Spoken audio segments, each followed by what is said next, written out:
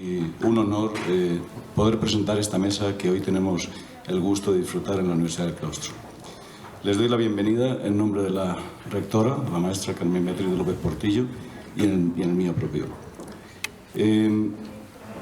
Como saben, hoy tenemos un diálogo, un encuentro, que es el diálogo interreligioso en un mundo en crisis. Esto lo estamos realizando en el marco del diplomado Ética y Comunidad en el Judaísmo, el Cristianismo y el Islam, que se imparte conjuntamente entre la Universidad Hebraica y la Universidad del Claustro, y que comienza en febrero. Así que ya saben que tienen la posibilidad de inscribirse todavía. En el encuentro participan, como saben, el rabino Abraham Escorca, que dará la plática de inicio, el doctor Daniel Feinstein, que imparte en nuestro diplomado el módulo de Judaísmo, el maestro José Ignacio Cuevas de la Garza, que imparte el módulo de Cristianismo, y el doctor Luis Xavier López Fargeat, que imparte el módulo de Islam. Antes de continuar, les voy a dar una breve presentación de cada uno para que podamos ofrecerles una adecuada bienvenida. El doctor Abraham Escorca es rector del Seminario Rabínico Latinoamericano en Buenos Aires, rabino de la comunidad judía Bnei Tikva y profesor honorario de la ley hebrea en la Universidad de El Salvador, Buenos Aires. Realizó con el entonces arzobispo de Buenos Aires, Jorge Mario Bergoglio, después Papa Francisco, una serie de coloquios interreligiosos sobre temas diversos, tales como Dios, el fundamentalismo, el ateísmo, la muerte, el holocausto, la homosexualidad y el capitalismo. Juntos publicaron un libro titulado Sobre el cielo y la tierra. En 1973 se recibió de químico en la Universidad de Buenos Aires. Realizó publicaciones científicas de biofísica y numerosos artículos de asuntos bíblicos y talmúdicos. Y en el 79 obtuvo el doctorado en ciencias químicas por la misma institución. Tiene muchos reconocimientos y muchos títulos, de tal manera que nos llevaría 2 días realmente poder leerlos todos. Una especialización en Derecho de la Familia, un doctorado honoris causa of Hebrew Letters que recibió de Jewish Theological Seminary of America, etc. Además, y como hecho de la mayor relevancia, en 2010 la Universidad Católica Argentina lo condecoró con el doctorado honoris causa, siendo la primera vez en América Latina que una universidad católica otorga este título a un rabino. Démosle la bienvenida, por favor.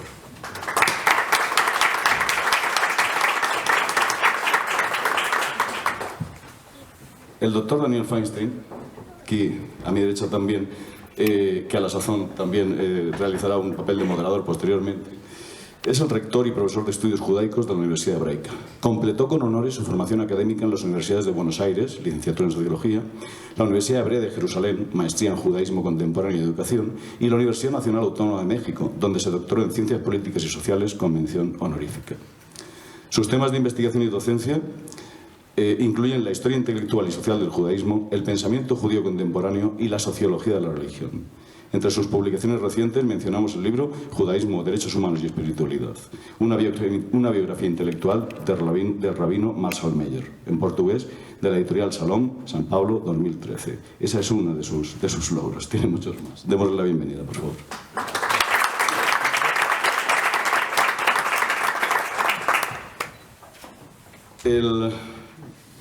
El doctor Luis Xavier López Fargeat, el siguiente en esta mesa, es doctor en Filosofía por la Universidad de Navarra, España.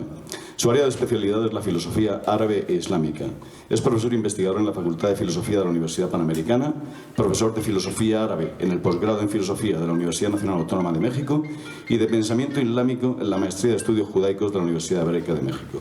Ha sido investigador visitante del Center for Middle Eastern Studies de la Universidad de Texas, en Austin, e investigador residente del Center of Theological Inquiry, en Princeton. Es director asociado del Aquinas and the Arabs International Working Group. Es miembro del Sistema Nacional de Investigadores Nivel 2. Demos la bienvenida, por favor.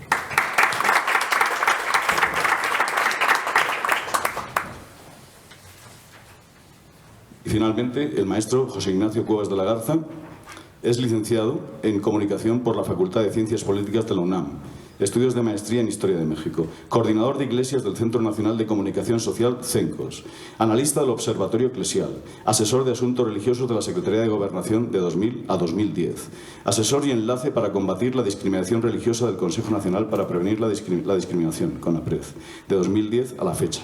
Es catedrático de la Universidad Iberoamericana desde 2001 y de la Universidad del Claustro de Sor Juana desde 2013. Conferencista y analista en medios sobre religiones. Demos la bienvenida, por favor.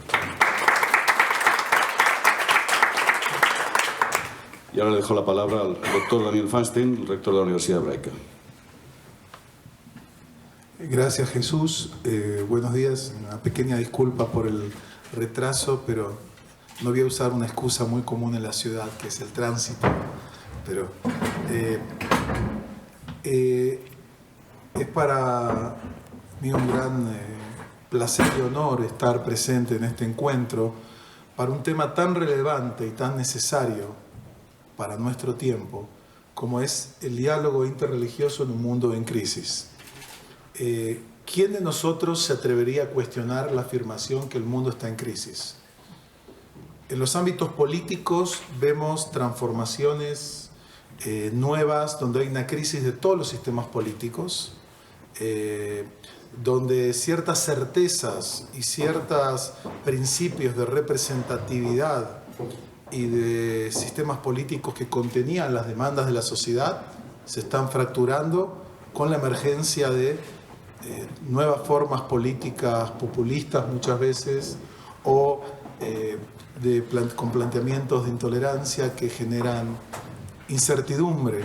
En el ámbito económico, nadie sabe lo que va a pasar mañana en términos de las transformaciones tanto tecnológicas como de los procesos de la globalización en distintos ámbitos. En el ámbito de la cultura, uno puede plantear también que estamos viendo nuevas configuraciones familiares, nuevas configuraciones de estilos de vida, nuevas formas de encarar la vida y la sociedad que generan nuevamente, como digo, incertidumbre, ansiedades ante transformaciones y cambios que pueden ser evaluados, por supuesto, desde distintas perspectivas. Y en este contexto tan dinámico, tan cambiante, con violencia, con corrupción, con demandas insatisfechas de grandes sectores de la población mundial, con deterioro ecológico, con avances tecnológicos que no entendemos bien en qué consiste eso, hasta de biotecnologías que desafían nuestros límites de lo que es la vida, lo que son muchos elementos fundamentales, uno se plantea, bueno, en todo este contexto también de intolerancia muchas veces, de violencia, ¿qué papel juega el diálogo interreligioso? Es decir, ¿qué papel debería desempeñar o podría desempeñar el diálogo interreligioso para generar un mundo distinto, para dar una voz de esperanza, de sentido, de diálogo, de respeto? Y por esto estamos aquí sentados hoy. Como decía Jesús, hemos diseñado para tratar este tema que no se puede agotar en una mesa redonda, por supuesto, o en un panel. Hemos diseñado un diplomado sobre las grandes religiones y conectados con el tema ética, comunidad y fe, donde vamos para poder analizar el desarrollo del judaísmo, el desarrollo del cristianismo, el desarrollo del islam y algunos temas comunes para poderlos analizar en profundidad. Y aquí mis colegas somos profesores junto con otros colegas más adicionales para poder profundizar en estos temas. Pero hoy aprovechamos la presencia de un invitado muy especial que nos da una enorme proyección, digamos, global e internacional. Y me refiero a un hecho inédito en la historia de las religiones. ¿Quién iba a pensar en la Edad Media que el líder espiritual de la Iglesia Católica, el Papa, y un rabino podrían escribir un libro juntos? ¿Quién iba a pensar? Y no un libro de disputas como había disputas famosas para demostrar la verdad de una fe, sino un diálogo que surge de una profunda amistad y respeto de dos personas de fe, de dos líderes espirituales de gran envergadura. ¿Quién podía pensar que esta amistad se convierte en un símbolo de cuál podría ser el camino de un reencuentro entre judíos y cristianos y por supuesto también entre judíos, cristianos y musulmanes, las tres religiones monoteístas de Occidente que tanto papel tienen en la vida pública hoy en día? Entonces, para poder avanzar y reflexionar algunas ideas sobre estos temas, vamos a pedirle en primer lugar a nuestro invitado especial, mi amigo y colega de muchísimos años, el rabino Abraham Skorka, que comience hablando de esta temática. El rabino Skorka de estos últimos años ha recorrido medio mundo, transmitiendo un mensaje renovador, muy importante me parece a mí, y los caminos de Dios tienen sus propias vueltas, sus propias dinámicas, y una amistad que empezó entre dos líderes locales, hoy en día es una amistad con proyección internacional y global, y que es un símbolo de un mundo con tan pocas buenas noticias en el ámbito de las religiones, que una amistad tan sólida y tan profunda, basada en compartir elementos y en disentir de otros elementos, se haya convertido en un símbolo de cambios posibles y positivos en nuestro tiempo. Ya escuchamos algunas referencias al respecto. Crisis es sinónimo de cambio, y los cambios en sí mismos no son malos, sino que los cambios hacen a la esencia misma de la vida, de la existencia. No podemos vivir, dadas nuestras capacidades intelectuales, de la misma forma en que vivían nuestros ancestros, desde un punto de vista tecnológico, porque la capacidad intelectual del hombre y el ansia de cada uno de nosotros de mejorar condiciones tecnológicas nos conllevan cada día a encontrarnos con alguna mejora. Así es la historia de la humanidad, y esto es la parte positiva de la historia de la humanidad. Lo que ocurre es que los cambios conllevan también a una nueva dinámica entre los hombres. Y cuando en esa dinámica de relacionarse el uno con el otro no existe una dimensión de diálogo, una dimensión dialogal, entonces nos enfrentamos con situaciones de tensión, nos enfrentamos con serios problemas que en la historia pasada, la lejana, y dramáticamente en la más reciente del siglo pasado y del presente, nos ha demostrado que el hombre puede llegar a ser tremendamente destructivo. Cuando hablamos del aporte del diálogo interreligioso,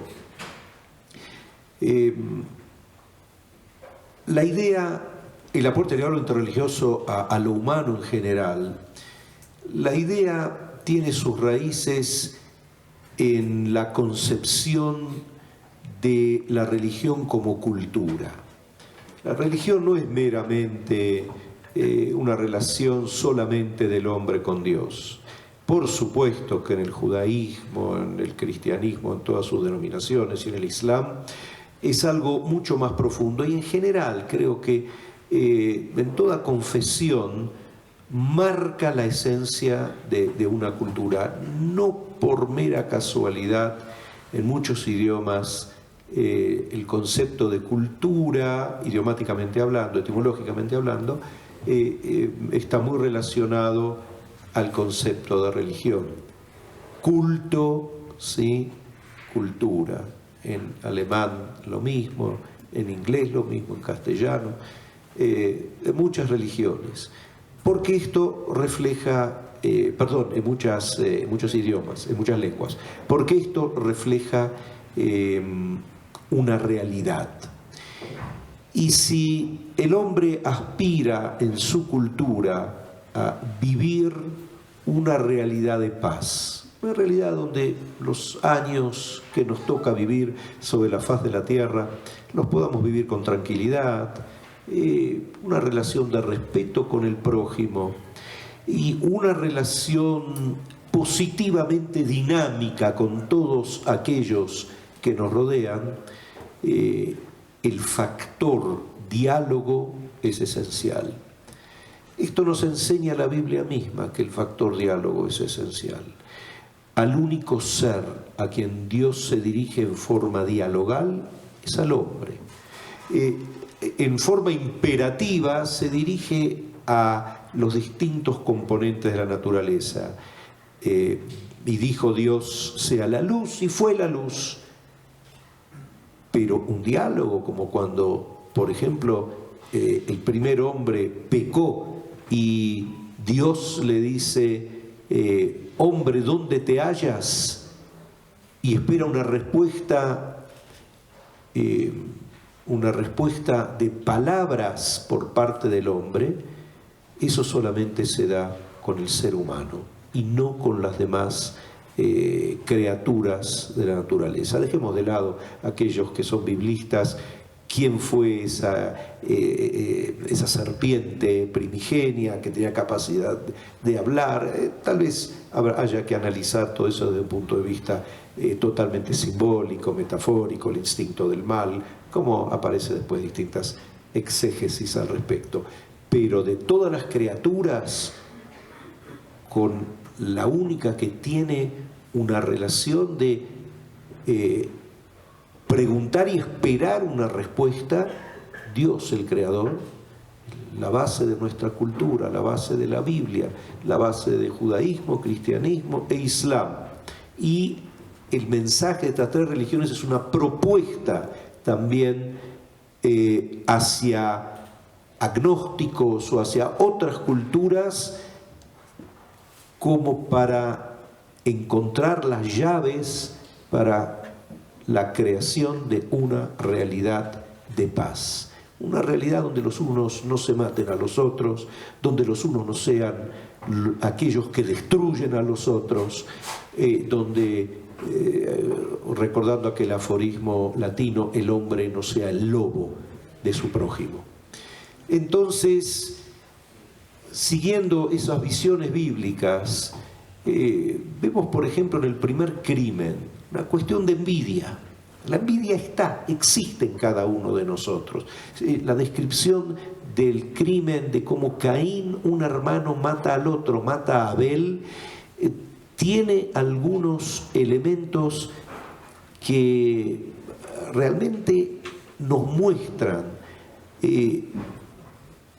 cierta parte negativa en nuestra constitución humana, y cómo esa parte negativa, que es esencial también para que podamos llegar a superarnos, como les voy a explicar enseguida, puede llegar a tener un antídoto, y en esencia el único antídoto que tiene es el diálogo. Dice la historia entre Caín y Abel, la envidia que había entre ellos, ustedes ya la saben. Uno ofrendó cosas a Dios, el otro ofrendó otras cosas. Dios aceptó las de Abel, no aceptó de buen modo las de Caín. Dios, cuando lo vio a Caín mal, le da una advertencia, una lección. Le dice, tienes capacidad de superarte, de superar esta situación de angustia que vives, y por lo tanto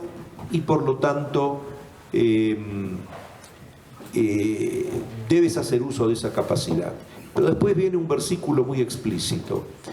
Y aquí que estaban en el campo, y Caín le dijo a Abel. Y después se describe como lo asesinó. El versículo no dice lo que le dijo, porque probablemente no le dijo nada. O si le dijo algo, era carente de importancia, no era algo dialogal. Dialogal significa que le dices cosas de importancia a tu prójimo, si no, no es diálogo. Primero entendamos bien qué significa diálogo. Diálogo es y requiere una relación de empatía. Tienes que tratar de entender qué pasa con el otro. Cuando nosotros estamos en una confitería y viene un mozo, también lo llaman acá, un joven, el que nos sirve, y el waiter, usémoslo en inglés, el mesero, perdón. En Argentina lo llamamos mozo. Entonces el mesero, y al acercarse, él dice buenos días y nosotros le respondemos buenos días. Eso es una cuestión de cortesía, eso no es un diálogo. Uno no sabe nada del otro. El diálogo empieza cuando uno empieza a saber quién es el otro. El diálogo más profundo se alcanza cuando uno conoce al otro. El verbo conocer es utilizado en el hebreo bíblico como sinónimo de amar. El amor más profundo, que requiere el conocimiento más profundo, el de un hombre y una mujer, es utilizado para mostrar la unión de un hombre y una mujer total, profunda, absoluta. Y es también utilizado en el lenguaje bíblico para designar, en el libro del profeta Oseas, en castellano, el amor entre Dios y el pueblo de Israel. Por eso, en un mundo sin diálogo, y dialogar no es fácil, por lo que les describí recién, ¿cuántas parejas realmente dialogan? ¿Cuántos padres dialogan con sus hijos? No es fácil. Es un ejercicio que debemos hacer. Y si ustedes creen que es tan fácil que los padres dialoguen con sus hijos y viceversa, ¿por qué dice en uno de los mandamientos, honrarás a tu padre y a tu madre?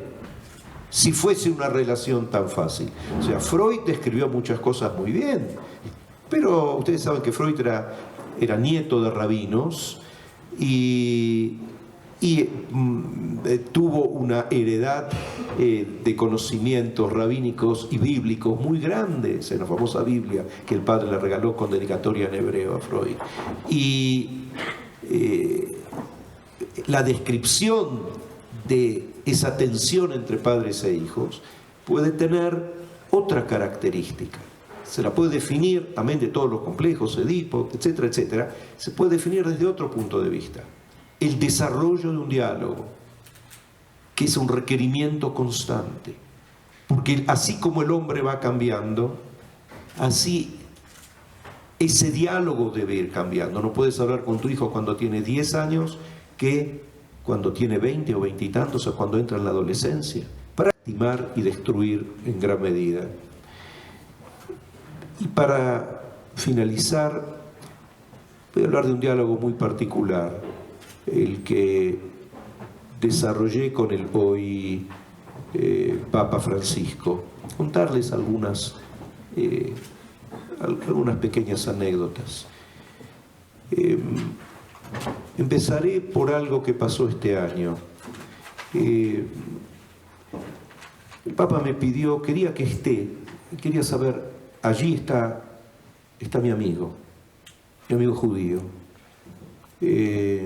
Y para él la amistad y el diálogo, al igual que para mí, no son meras palabras. Un diálogo significa compromiso.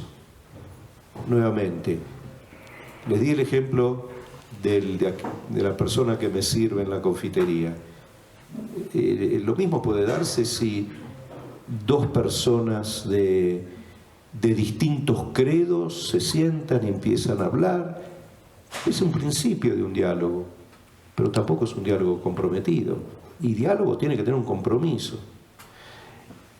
Y les voy a dar un ejemplo de ese compromiso. En un momento dado, dos periodistas hicieron una biografía autorizada, cuando él era cardenal, primado de la Argentina, arzobispo de Buenos Aires, una biografía autorizada de él. Se sabía que él podía llegar a ser electo papa de alguna manera, porque en la elección con Ratzinger él se apartó, eran los dos que estaban en la posibilidad electiva, él se apartó y quedó Ratzinger, pero del peso intelectual y espiritual que él manifestaba entre sus colegas los cardenales, el colegio cardenalicio y el respeto que él logró a través de esas cualidades tan especiales, él siempre quedaba como un candidato papable. Y en el momento que se terminó esa biografía, estamos hablando del año 2010, diciembre del 2009, entonces me llama uno de los periodistas por teléfono y me dice, terminamos una biografía con cierta ayuda del cardenal, del arzobispo. Eso significaba que él estaba autorizando lo que estaba diciendo allí, de una forma tácita. Y cuando le preguntamos quién él elige para escribir el prólogo, dijo Rabino Skorka. Ahora cuando lo escuché esto por teléfono, quedé tremendamente emocionado. Un cardenal, primado de la Argentina, arzobispo de una de las ciudades más importantes dentro de la Iglesia Católica Apostólica Romana, como es Buenos Aires, elige a un judío, a un rabino, para que escriba el prólogo a su vida. Es verdad, yo había escrito un libro donde relataba algunas cosas de mi vida, pero la base de ese libro era mis reflexiones. Se llama el libro Hacia un mañana sin fe, y había desarrollado mis reflexiones sobre distintos temas de nuestro momento religioso del presente, y uno de los prologuistas lo había invitado a él para que escribiese un prólogo, pero él, utilizando un verbo que él inventó, me primereó, o sea, se adelantó aún más, y cuando tuvo un libro propio de su vida, de su intimidad, de su verdad de vida, de existencia, me escogió para que sea el único prologuista. Un libro no de pensamientos, sino directamente de la narración de su vida. Y después, cuando este periodista me llamó por teléfono, esto para dar ejemplos de diálogo, de cómo entendemos ambos el diálogo, cómo lo entendimos y lo seguimos entendiendo. En ese momento empezamos a escribir un libro, y es este libro que se mostró aquí, sobre el cielo y la tierra. Y este libro no habla solamente, empezamos hablando sobre Dios, pero después empezamos a hablar sobre algunos aspectos religiosos, pero después desarrollamos todos los aspectos de la vida. Las puede llegar a decir. Él dice que hubo distintos genocidios en el siglo XX. Cita el genocidio de los armenios, ¿sí?, por parte de los turcos, y otros genocidios más. Pero no hay ni uno que tenga ciertas características como fue el Holocausto, la Shoah. Y él dice, porque ahí se quiso, si tuviese que decir una sola expresión, diría, se quiso matar al pueblo de Dios. Al pueblo que sobre la faz de la tierra, parafraseando a Isaías, testimonia una presencia de Dios sobre la faz de la tierra. Él ve una cuestión de destrucción espiritual, de querer destruir teológicamente una dimensión en lo humano. Y esto significa realmente empatía y coraje espiritual. Porque al hablar con el otro, no es solamente una cuestión de hablar, sino decir la verdad que hay en el corazón y caminar junto en el diálogo hasta donde se llegue, hasta donde se puede. Hay muchos momentos que, bueno, llegamos hasta este punto y aquí hay divergencias. Un diálogo donde el uno no trata de ninguna manera de convencer al otro. Nosotros hubiésemos fracasado si él se hubiese transformado en judío, si yo me hubiese transformado en cristiano. Hubiese sido un fracaso total. La idea del diálogo era poder entender la visión del otro y enriquecerme a través de la visión del otro. Porque de cada uno se puede aprender. De cada uno se puede descubrir algunas características humanas muy, muy preciadas. Y voy a... ¿ya estamos en el tiempo? Les voy a terminar con con la anécdota. No importa, estamos encantados. Gracias. Voy a terminar con la anécdota que les quería empezar a contar antes de desviarme y contarles estas otras anécdotas del diálogo con el hoy Papa Francisco. Él quería que tenemos una relación realmente muy cercana. En los emails que nos mandamos, cada uno empieza, querido hermano. Y ni él ni yo escribimos o decimos cosas el uno al otro que no reflejen una verdad. Que no reflejen una verdad. Somos muy cuidadosos en lo que hacemos, y bien cuando nos encontramos hay muchas bromas, porque nos gusta el buen humor, pero en los momentos en que dialogamos, todas las palabras que decimos y hacemos reflejan lo que hay en nuestro corazón. Y hay una relación de hermandad profunda, siendo él mismo y siendo yo mismo, siendo diferentes en nuestras maneras de llegar a Dios, pero estamos unidos en el compromiso de legar desde nuestras perspectivas un mensaje, y enseguida voy con la anécdota que les quiero contar, un mensaje no solamente para judíos y cristianos, sino para todo el mundo, para los agnósticos, para los no creyentes. Nosotros hicimos 31 programas televisivos que se transmitieron en Buenos Aires en el canal del arzobispado.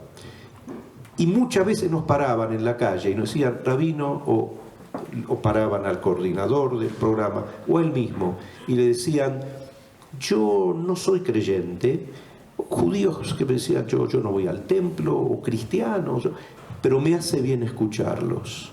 Porque la idea de ese diálogo, que pueden ver en YouTube, aparecen algunos de estos diálogos, era dar un mensaje desde la perspectiva judía, la perspectiva cristiana, y ver en qué puntos nos juntamos por los valores en común que tenemos, que compartimos, pero que sirva a todo el mundo. Como les dije en un principio, esta es nuestra experiencia religiosa, pero es nuestra cultura, cultura. El mensaje puede trascender lo nuestro en el momento que realmente obramos en base a nuestra espiritualidad correctamente y la manifestamos porque estamos en relación con otros a través de una relación dialogal. Y el final, volvía del campo de Birkenau, Auschwitz II, caminando después de la visita del Papa. Él me pidió, quería saber que estoy allí. Y entonces la televisión polaca estaba entrevistando constantemente y estábamos hablando mientras iba hacia los buses que nos llevaban hasta nuestro próximo destino, y me preguntaron en un momento dado acerca de la importancia del diálogo. Y les indiqué con el dedo sobre las barracas. Le dije, ustedes ven esto, en las barracas de Birkenau y al final estaban los hornos crematorios. Esto se dio porque no hubo diálogo, porque hubo imposición, porque hubo cosificación del otro. En el momento que dialogás, el otro ya no es una cosa, esperás una respuesta. El otro no puede transformarse en un objeto, el otro no puede ser considerado un germen, el otro empieza a ser visto a través de una óptica humana como lo que es un ser humano. Esta es la importancia del diálogo. Gracias.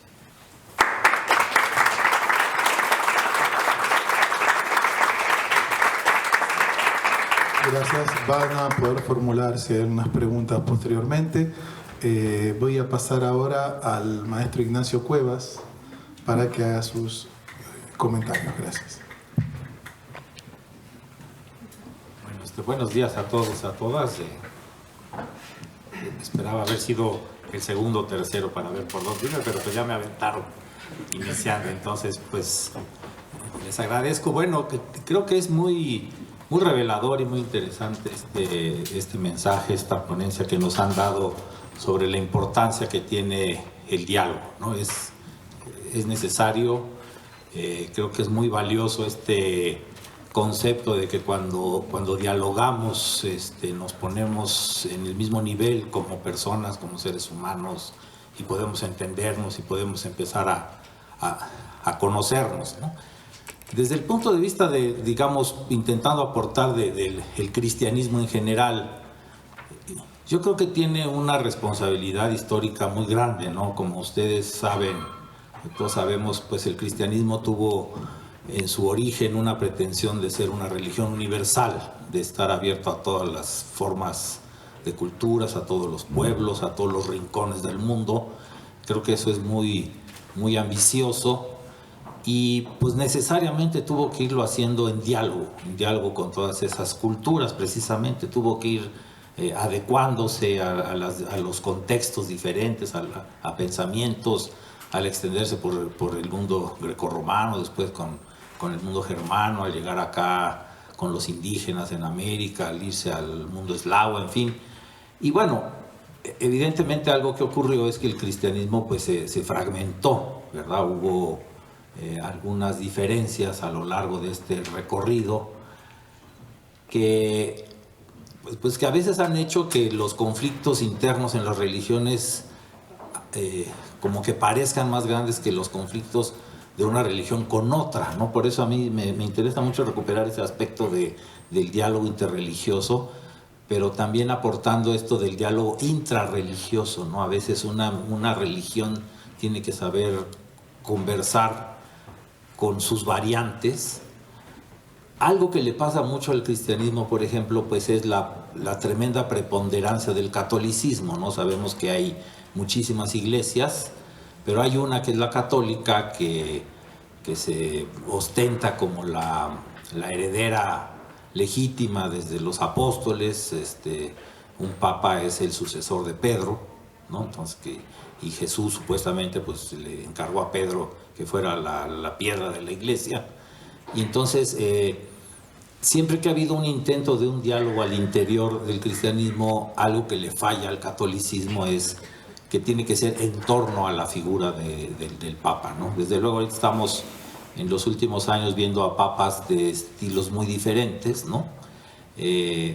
Ha sido muy interesante cómo la Iglesia Católica ha cambiado esa postura que tuvo pues muy autoritaria, muy hegemónica, como que si fuera la única que tiene la verdad, desde el Papa Juan XXIII, allá en los años 60, cuando llama a un concilio para hacer un ayornamiento, que le llamó una puesta al día de la Iglesia, después el Papa Pablo VI. Juan Pablo II, pues sin duda es un Papa muy importante, sobre todo en este diálogo hacia afuera, ¿no? Acaba con esto, o sea, su experiencia personal, por eso creo que es muy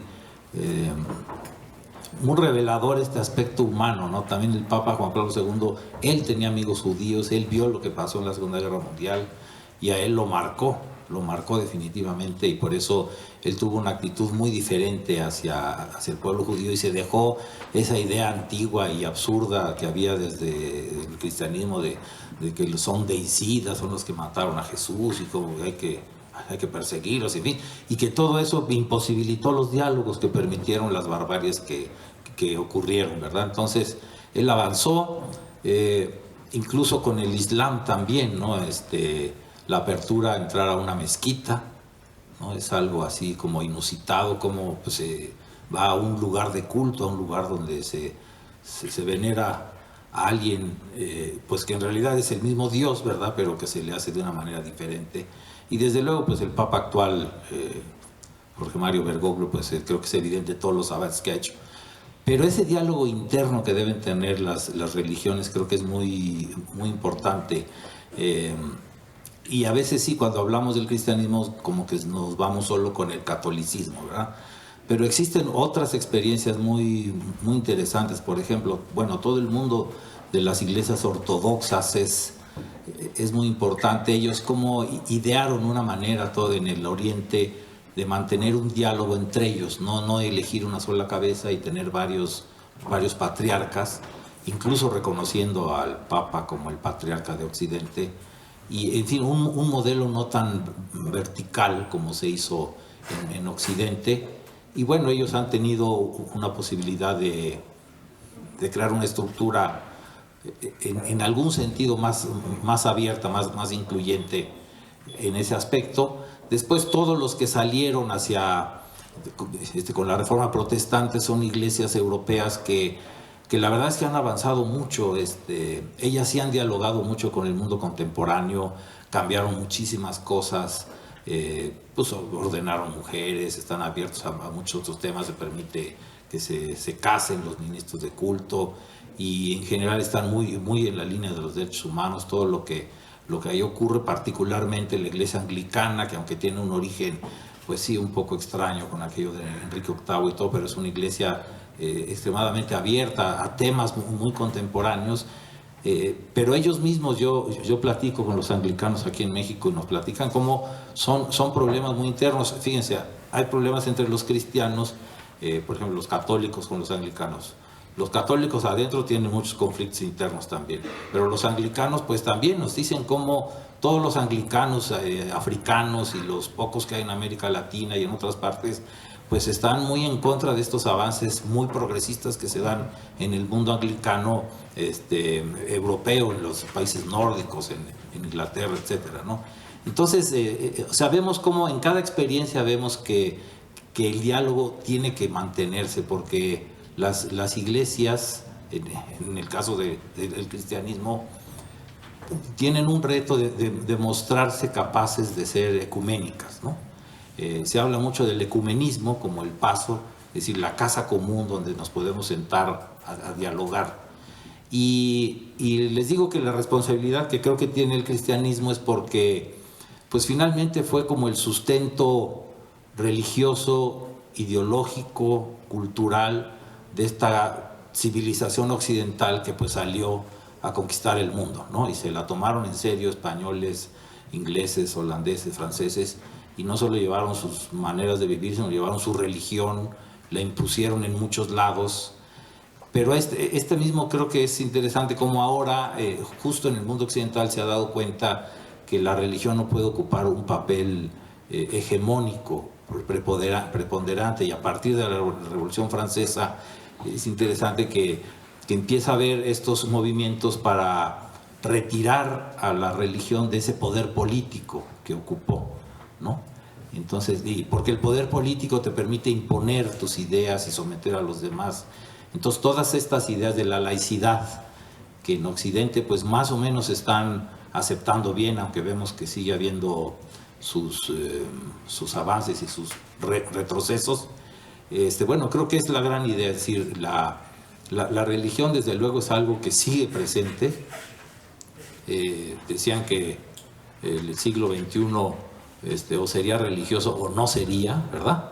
Pero el siglo XXI pues es religioso, pero ya no debe ser una sociedad religiosa hegemónica, sino una sociedad religiosa abierta. El cristianismo entonces tiene el reto primero de aceptar un diálogo interno entre sus diferentes iglesias y modalidades, sabiendo que todos pues tienen un origen común, y este diálogo que se puede hacer hacia afuera, las otras grandes religiones.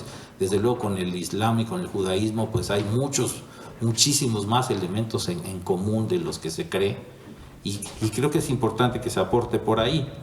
Y bueno, sí tener nada más, a lo mejor para concluir, digo, no sé cómo andemos en tiempo, pero sí, entonces para concluir, algo que advertía el Papa Ratzinger era Benedicto XVI. Él denunciaba mucho el relativismo, ¿no? Era algo que siempre decía, es que si se quita el poder religioso, las grandes normas, lo que nos norma para actuar, nuestra conciencia, nuestra moral, vamos a caer en un relativismo en que todo se vale. Facilita tremendamente el diálogo. Entonces yo quisiera pues referirme de manera muy general como esos presupuestos que debería haber para poder entablar un verdadero diálogo interreligioso. Ya se han mencionado algunos. Es fundamental la empatía, pero creo que también es fundamental pues conocer a fondo a la persona y a la tradición de la persona con la que vamos a dialogar. A mí me parece que eso es esencial. Yo eso suelo llamarle, hay que renunciar a los prejuicios y hay que dejar de creer que las religiones son monolíticas. Ya salió esto tanto en la intervención del rabino Skorka como del maestro Cuevas, ¿no? Como me gusta cuando él dice que la religión también es parte de una cultura, y entonces en ese sentido ni la religión ni la cultura pueden concebirse de manera monolítica. Siempre hay una manera muy plural de comprender las religiones, una manera muy plural de vivir una misma religión.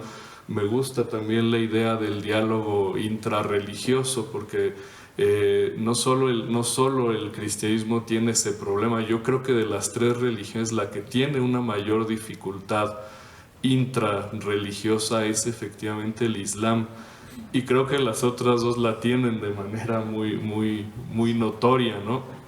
Pero creo que el Islam, si un problema fuerte y difícil ha enfrentado, es que efectivamente tiene muchísima división interna, tiene muchísima resistencia de pronto a concebir que en la propia tradición puede haber como lecturas tan distintas, a pesar de que es un elemento muy propio de esa religión. Es decir, la interpretación que puede haber de los textos puede ser sumamente plural, y a pesar de eso lo que vemos es que hay muchas divisiones internas. Y fuera de eso también, al desconocer que existen esas divisiones que pueden ser negativas, pero que en unos casos pueden ser muy ricas, al desconocer que existe eso, de pronto como agentes externos a la tradición islámica tenemos esta idea de que es una religión monolítica, y por eso tendemos a pensar de que es una religión violenta, es una religión donde nunca encontraremos una buena disposición para el diálogo, para la construcción de la paz. A las otras religiones les ha pasado exactamente lo mismo, ¿no? Sabemos que hay cantidad de prejuicios frente a la tradición judía, que hay cantidad de prejuicios frente a la tradición cristiana en general con todas sus variantes, pero quizá hoy en los medios de comunicación y por todos los acontecimientos de los últimos años, pues frente a la religión que hay mayor equívoco es precisamente frente a la islámica. Entonces yo creo que es importante, no solo en el caso de la islámica, de las otras también, primero renunciar al prejuicio, segundo hacer un esfuerzo sincero por conocer de dónde provienen esas tres religiones, por conocer sus principios, por conocer sus tradiciones teológicas, sus tradiciones filosóficas. Es decir, no podemos construir nuestra opinión sobre las otras dos tradiciones o sobre las tres tradiciones con base en lo que a veces vemos en los medios de comunicación o con base en los rumores que hay en la cultura popular. Es importante conocer los textos fundacionales, conocer cómo han ido evolucionando y cómo han ido cambiando las tres tradiciones, y creo que eso es fundamental para poder efectivamente sentarnos a la mesa y poder construir un buen diálogo. Entonces, como ven, yo pienso que los fundamentos del diálogo incluyen no solamente una serie de actitudes personales, como podría ser la sinceridad, la empatía, la verdadera disposición para poder conversar, sino también un esfuerzo, podríamos decirle intelectual, o podríamos decirle solamente un esfuerzo por comprender de dónde viene el otro, qué piensa el otro, desde dónde ha construido sus creencias y desde dónde ha construido su cultura. Si nosotros desconocemos eso, pues difícilmente podemos llegar a construir un verdadero acuerdo, ¿no? Creo que también hay otro nivel del diálogo, podríamos decir el intrarreligioso, el interreligioso, pero ahora que el maestro Cuevas mencionaba lo del laicismo, creo que también ese es otro nivel de diálogo importante, ¿no? No solo es que las religiones estén dispuestas como a comprender los planteamientos de un mundo que apuesta cada vez más por el laicismo, sino que pienso que también las religiones podrían estar en una posición de discutir también una actitud dialógica de parte de determinados partidarios del laicismo, que a veces confunden el laicismo con el intento por eliminar del espacio público la opinión de las voces religiosas, y eso no es un verdadero laicismo. Yo pienso que un verdadero laicismo debe estar abierto a la pluralidad y debe estar abierto a escuchar las distintas voces de todos los agentes religiosos, no solo de las tres religiones de las que hemos estado hablando aquí, sino a todos los agentes religiosos y a todos los agentes no religiosos, y creo que esa es la verdadera vía para poder reconstruir valores humanos que nos ayuden a enfrentar las situaciones de crisis a las que ya se referían mis colegas y el rabino Skorka. Muchas gracias. Si hubiese uno o varios órganos, representantes de todas las religiones, que organizasen actividades importantes con mensajes claros, a través de los cuales se podría llegar a lograr, con la ayuda de Dios, avances significativos en pro de la mejora de lo humano en general. Y le voy a dar un ejemplo, otro ejemplo más. El 3 de diciembre del 2015, creo,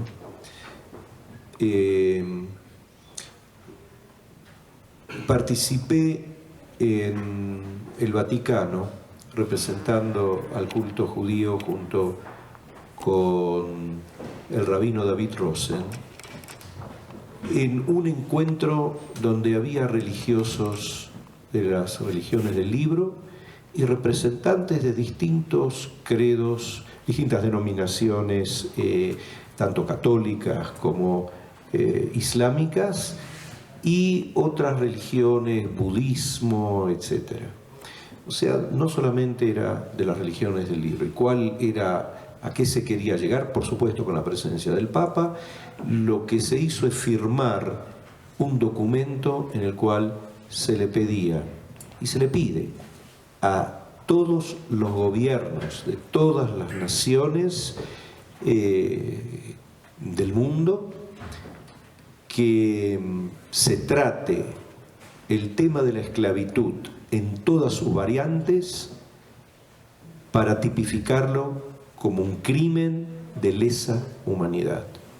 Estos son meramente dos ejemplos de lo que se puede hacer cuando nos juntamos en un diálogo sincero, real, y aquí viene la palabra, pragmático. Esto se tiene que proyectar en acciones. Siempre cuando vuelvo a ciertas anécdotas, cuando nos sentábamos con el entonces arzobispo de Buenos Aires, nos mirábamos a los ojos y decíamos, ¿y cuál es el próximo proyecto? Algo hay que hacer juntos. Si realmente nosotros queremos propalar la paz, tenemos que seguir trabajando juntos. El entender y eliminar prejuicios es básico. El tratar de lograr un diálogo intrarreligioso, por supuesto que es básico, para poder llegar a consolidar frentes comunes en contra de aquellos que en nombre de un laicismo mal entendido o en nombre de un nihilismo en el cual ahí sí todo da lo mismo, se puede llegar a una situación humana espantosa. Un artículo muy interesante que a mí me impactó en su momento enormemente y que me hizo comprometerme totalmente con esto del diálogo. Fue una conferencia inaugural de Rabbi Abraham Yoshua Heschel, una cátedra, la profesora en el Jewish Theological Seminary, cruzando la avenida Broadway está el Union Theological Seminary. A él lo habían invitado justamente como signo de diálogo interreligioso. Entonces su primer charla, su primer conferencia, su clase inaugural se denominó No Religion is an Island. Ninguna religión es una isla. Rabinas, ¿y cuál sería desde su perspectiva la relación de Dios con las mujeres que también quieren estar presentes desde arriba, desde abajo, en todos lados en el culto?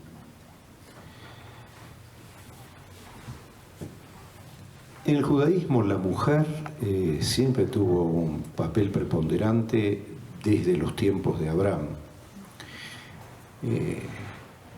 No olvidemos el versículo donde creo que Dios se extralimitó, que me perdone, cuando le dijo a Abraham, lo digo esto en chanza, todo lo que te ha de decir Sara, tu mujer, has de cumplir. Entonces, pero nosotros tuvimos profetisas. Miriam, la hermana de Moisés, Débora, y tuvimos mujeres que realmente nos han dejado una imagen muy profunda del valor de la mujer. Claro, cada tiempo tiene sus características. En el último capítulo del libro de los Proverbios hay un cántico a la mujer de valor, ¿sí? En hebreo Eshet Hayil. Bueno, allí nos habla de las habilidades manuales que tenía la mujer, de las habilidades comerciales que tenía la mujer, y en última instancia lo que significa la mujer, y esto muchos que se dedican a la psicología van a estar de acuerdo, como fuente, y en general, porque es así, como la fuente de la misericordia. Misericordia en hebreo se dice rahamim y viene del vocablo regem, que significa útero. La mujer como imagen de la madre, la mujer como el símbolo excelso del amor. Un psicólogo diría: la mujer el amor, el hombre la ley. En una palabra, el uno es el complemento del otro. Ahora, siempre hubo mujeres que tuvieron en el judaísmo un lugar muy, muy importante. Es así que, si bien en el código, el último código base de la legislación judía, tomado como referente importante, que se denomina la mesa puesta, Shulchan Aruch, aparece que una mujer no actúe como juez. Esto deriva ya de tiempos muy pretéritos, donde una mujer no debiera actuar como juez porque tampoco debiera ser llamada para dar testimonios, porque no es honorable para ella el que se le pregunte dónde has estado, con quién has estado, cómo has estado.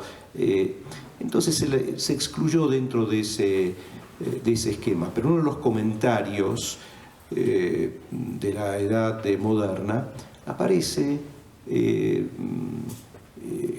se cita que una mujer que sabe de ley judía puede responder, se le puede ir a preguntar, y por la ley judía es muy abarcativa, cuáles son los alimentos permitidos, prohibidos, hay muchos aspectos en general, e incluso sobre distintas problemáticas de la mujer. También una mujer puede actuar como referente, como consejera, o sea, que hay toda una línea que en este momento, por supuesto, que frente a la revolución que significa la nueva postura de la mujer con respecto a lo que fue en el pasado, todos los movimientos, en el seno de todos los movimientos, tanto en los reformistas como los conservadores, como en los ortodoxos, se están abriendo nuevas puertas. Yo pertenezco al movimiento conservador, aceptamos la presencia, se da título a rabina, a señoras que han estudiado, que han profundizado, que saben de Torá, que saben de ley, y en este momento dentro de ciertos sectores ortodoxos también se están ordenando mujeres para que sirvan en ciertos puestos específicos que atañe a lo femenino nuevamente, y después veremos cómo sigue la historia. Ahora, secularmente hablando, en el Estado de Israel, en la Corte Suprema, hay juezas. Hay juezas. Perdonen la forma en que lo dije, tal vez lo correcto idiomáticamente sean jueces mujeres, directamente dice jueza. Así que la presencia de la mujer siempre fue muy, muy importante en la cultura judía, muy importante. Y yo creo que cuando se le da en toda cultura, cuando la mujer está subyugada, esa cultura no avanza. Cuando a veces vemos ciertas sociedades que se mantienen en un estado de no desarrollo cultural, hay que mirar realmente cuál es el estatus de la mujer en las mismas. No sé si... Tenemos... Sí, por favor. Bueno, buenas tardes. Mi nombre es María Cristina, soy estudiante de Derechos Humanos y Gestión de Paz de aquí del claustro. Muchas gracias, Rabino Escorca, por venir. En serio apreciamos esta visita. Pero me gustaría preguntarle desde su opinión, no desde la opinión del judaísmo, ¿qué opina usted sobre la homosexualidad?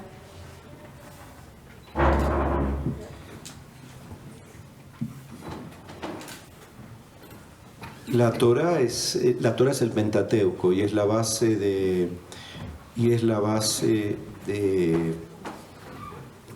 toda nuestra fe, de toda nuestra manera de ver la vida y de encarar la vida.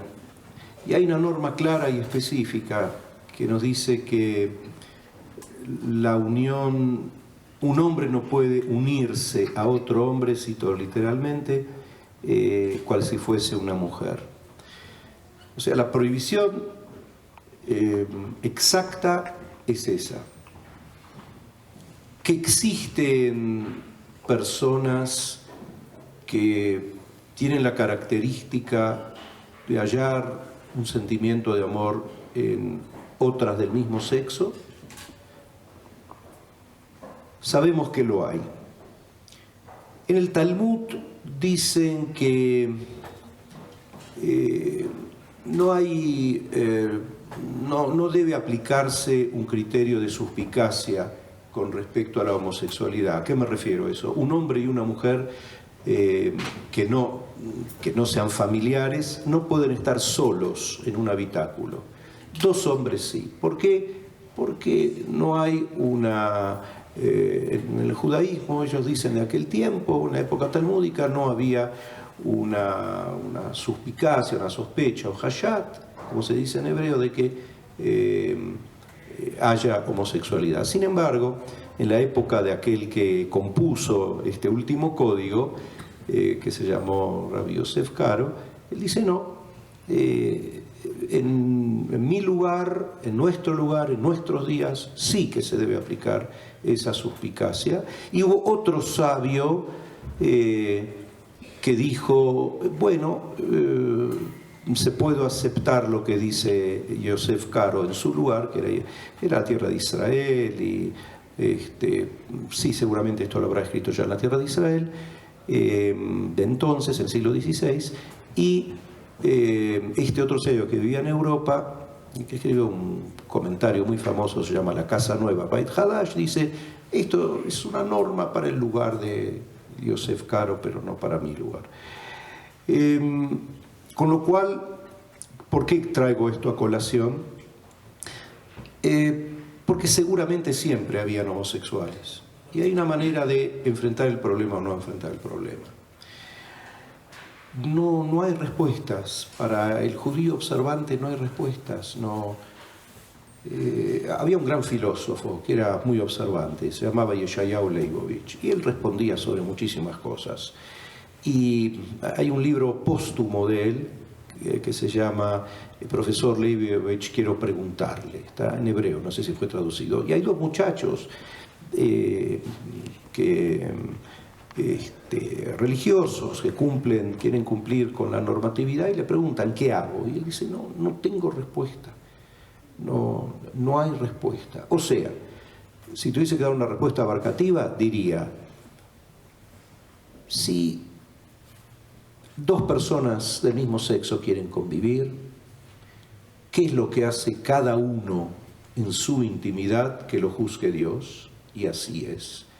Porque en la normatividad judía hay un castigo divino. Si no hay testigos, lo que ellos hacen en su habitáculo es cuestión de ellos. La cuestión es no manifestar una sexualidad, no quiero entrar en detalles, abierta, con testigos. Lo que quiero demostrar aquí es lo que hace cada uno en su intimidad, allí cada uno. Si dos personas, esto ya tira una idea genérica, quieren hacer algún tipo de contrato para ayudarse mutuamente, como hay pecuniariamente semejante entre un hombre y una mujer, y bueno, la legislatura debiera ayudarles realmente.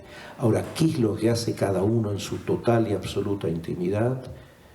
No lo sé, no lo quiero saber, es la conciencia de cada uno, la norma de la Torá está allí, y bueno, cada uno elige. El hombre que cree que es la palabra de Dios obrará de alguna manera, pero tampoco hay respuestas. O sea, ¿qué respuesta darle? No tengo otra. Esta es la senda de Dios. ¿Por qué desde un punto de vista psicológico la Torá prescribe eso de esa manera? Bueno, habría que preguntárselo, y yo creo que hay mucha tela por cortar, no sé si eso se dice así también aquí en México, acerca de la interpretación psicológica de ese versículo. Gracias. Sí, bueno, tenemos últimas dos preguntas, por favor. Sí. A ver, la señora. Yo quiero preguntarles un poco, que si nos pueden profundizar un poco más sobre la noción esta de diálogo. Estoy pensando sobre todo en que para que haya diálogo tiene que haber disposición al diálogo de las partes. Y lo que estamos viendo en el mundo contemporáneo es que hay brotes de intolerancia y hasta de franco-racismo en Estados Unidos, por ejemplo, en las universidades. Sí. En las universidades, que son centros de saber y donde se supone que el diálogo es como una parte del proceso de aprendizaje, de formación de las gentes, se han dado estos episodios de agresión física, incluso contra grupos minoritarios. Entonces, en estas condiciones, ¿qué es lo que se sugiere hacer o cómo se enfrenta con un mundo en el que las diferencias se acentúan y además pareciera haber poca disposición al diálogo? ¿Y qué le corresponde hacer, digamos, desde el punto de vista de la religión? Gracias. Vamos a tomar la última pregunta ahí.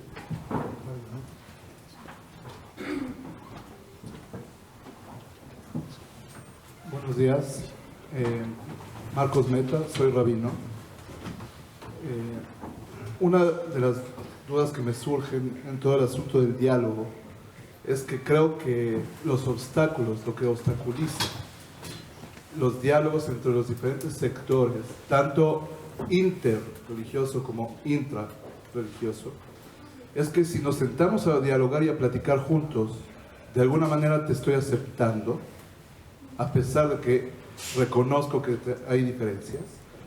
Y no sé cómo expresar bien la pregunta, pero si yo sostengo que tú estás equivocado y tú sostienes que yo estoy equivocado, entonces estamos dando la imagen conciliatoria y estamos dando una imagen a lo mejor de que de alguna manera acepto que existas, ¿ok? Y mi pregunta sería, ¿qué opina usted acerca de este punto de vista? ¿Y por qué? ¿Qué le podría yo contestar a un rabino que pertenece a cierta denominación o a un cura o de otra religión? ¿Por qué no estoy siendo tibio con mis ideologías o con mis creencias al momento de sentarme a dialogar contigo? ¿O cómo podemos quitar y arrancar esa creencia equivocada o esa imagen equivocada que tenemos, que si nos sentamos a dialogar, estamos como que perdiendo nuestra propia ideología e identidad? Y quiero hacer la pregunta un poquito más diferente. Eso ocurre mucho en sectores religiosos judíos. El hecho de que me vean sentado junto a ti va a provocar que la gente se quiera acercar también a ti. Y eso significaría de alguna manera el riesgo de que te convenzcan ideológicamente diferente a lo que yo sostengo que es la verdad. ¿Okay? Entonces, me gustaría escuchar su opinión acerca de esto. Contesto y después contestan ustedes.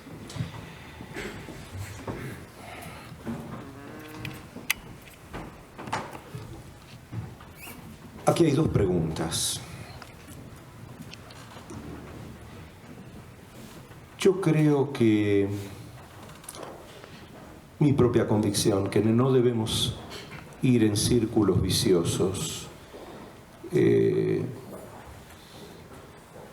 Lo que debemos tratar de hacer es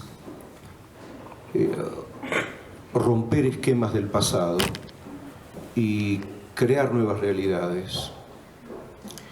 El cristianismo, el catolicismo y el cristianismo también en distintos momentos, pero me voy a dedicar a algo que es muy explícito y muy claro, hizo a nivel institucional un quiebre así en el momento que se promulgó Nostra Aetate hace 50 años. ¿Por qué? Porque el capítulo 4 dijo: nunca más se debe decir que el pueblo judío es un pueblo deicida. Dios nunca revocó el pacto con el pueblo judío. Es enorme, porque ya no es más Antiguo Testamento que fue. No, el Antiguo Testamento sigue vigente. Nosotros somos el Nuevo Testamento, pero el Antiguo Testamento sigue vigente. Y otras declaraciones revolucionarias condenando tremendamente el antisemitismo. Eso fue un quiebre y se siguió con esa línea. Y después Juan Pablo II ahondó esa línea y Francisco ahondó mucho, está ahondando profundamente esa línea. Y ese capítulo provocó en muchos cristianos, y en muchos católicos, esto es muy bueno saberlo, provocó la preocupación de una teología nueva. Pero dejémoslo fuera de esto. ¿Para qué vamos a discutir?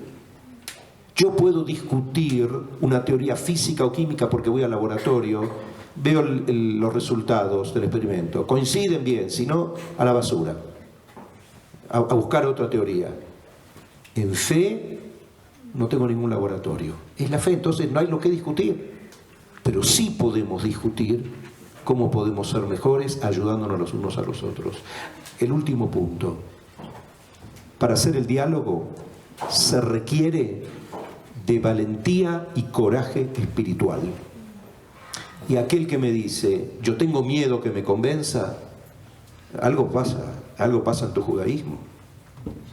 Algo pasa en tu judaísmo. Ser judío no es fácil. Un judío asumido no es fácil. Requiere muchísimo esfuerzo. Y entonces se puede tener dos posiciones.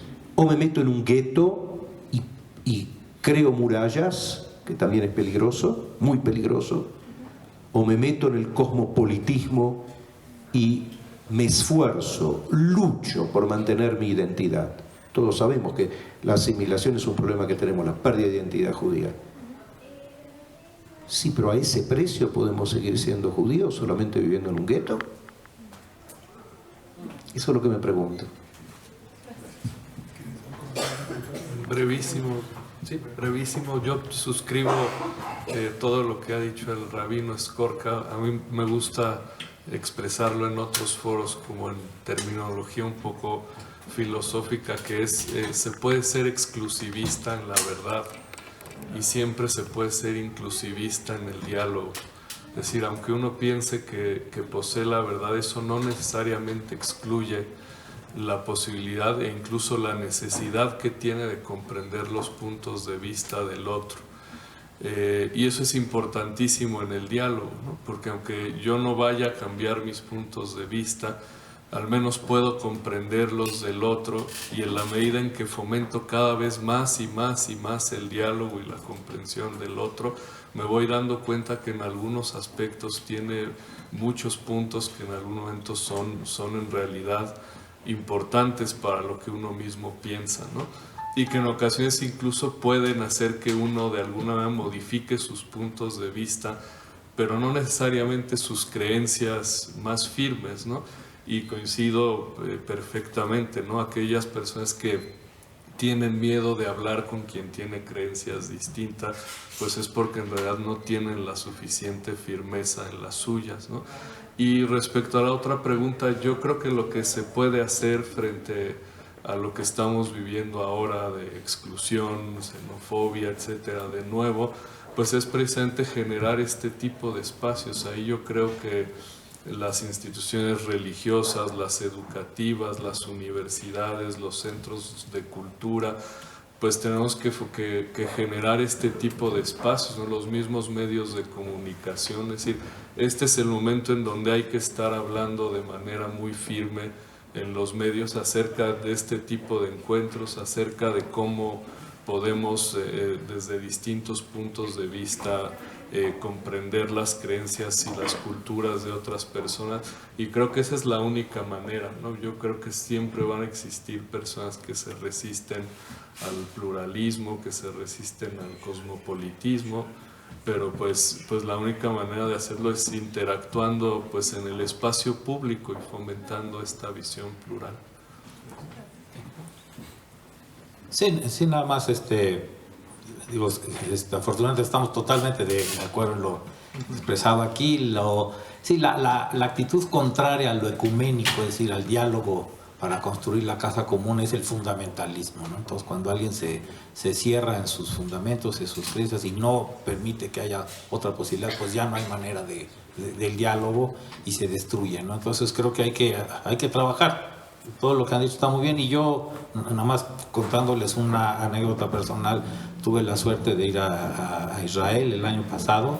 Pues había muchas cosas que ver, pero yo, a los que nos organizaron el viaje, mi esposo y yo decíamos, pero queremos ir a ver dónde murió Isaac Rabin.